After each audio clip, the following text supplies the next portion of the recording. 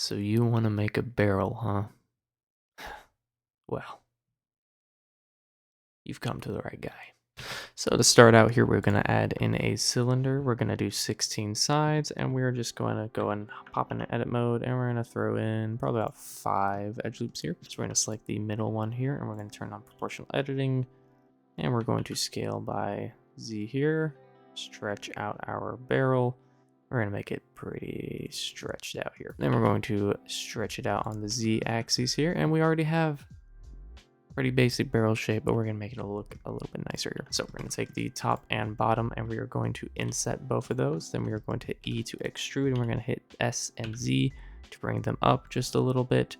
And then we're going to shrink them in just a hair more as well there. And then of course we're going to do a grid fill on both of those, make sure it's lined up. And we're going to add a little bit more detail here. So we're going to go and add in 2 edge loops there, 2 edge loops here, and we're going to add in 2 edge loops right here. And then we're going to select, and then if you hold down Alt and you select near one of the left or right edges of our barrel here, it will select that whole edge ring, and then we can hold down Shift and Alt and select the additional edge rings we made right here. Hit E to extrude, hit S, and then Shift Z, and bring those out a little bit here. And then we're going to throw on a shade auto smooth. The default settings look pretty good, so we're good on that. We can go and apply that. And now we're going to unwrap this. It's going to be pretty easy here. I'm going to select that bottom ring here. We're going to select that top ring and the bottom ring over here.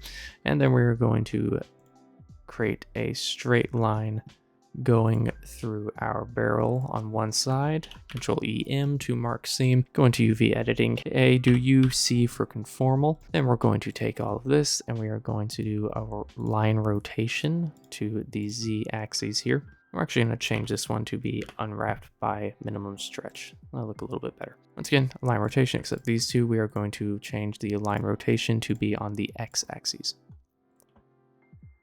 Then we can go ahead and go in here and we can pack islands. We're going to do 8 divided by 256 to get the number of pixels that we want there. Perfect. And let's go ahead and adjust that origin as well. Let's make that to be in the bottom of our barrel. So move our cursor down here, go over to object mode, set origin to 3D cursor. And now if we zero out our location, we'll be at the top there. Now let's go over into the texture paint. We're going to use Ucupaint again here. We're going to call it barrel. We're going to use color, metallic, roughness, normal. Gonna hit OK. We're gonna throw on a solid color. We're gonna make it this nice, lovely brown here. We're gonna call it wood base. Change it to make sure it's a color map. Throw that in here, and then we're gonna add in a new color attributes mask, and this one is going to be wood. Set it to black full transparent to begin with. Select edit mode, and then within edit mode, we are going to select everything. And then we are going to deselect everything that should not be wood, which is going to be these bands right here. And we're going to mark those as white. We're going to set a custom value for metallic to be 0. We're going to set a custom value for roughness. We're going to set it to be about 0.68 or so. And now we are going to add in a new solid color. This one's going to be kind of a slightly off bluish white here. Going to call that metal.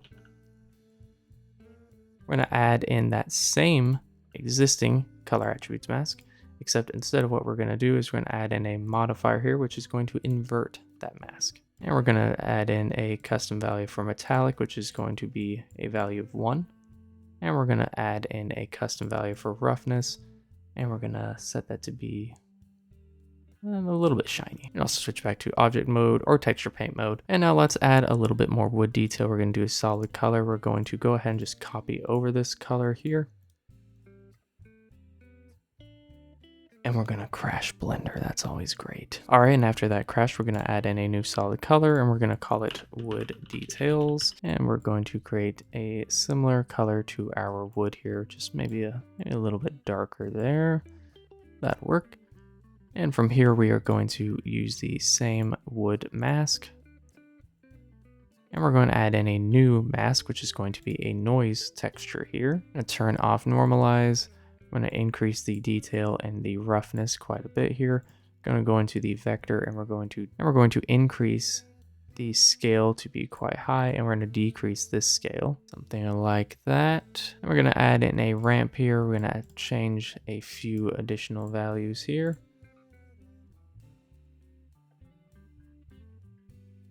just so we can kind of create a fake wood look here. Decrease that scale just a little bit there. And there we have a little bit of wood detail, and we can also throw in some grunge here. We're going to do solid color, grunge, and this will just be a kind of dark gray color there. And this one we're going to do a noise mask here, and this one turn off normalize, increase the scale, increase the roughness, increase detail a little bit, increase lacularity just a little bit here.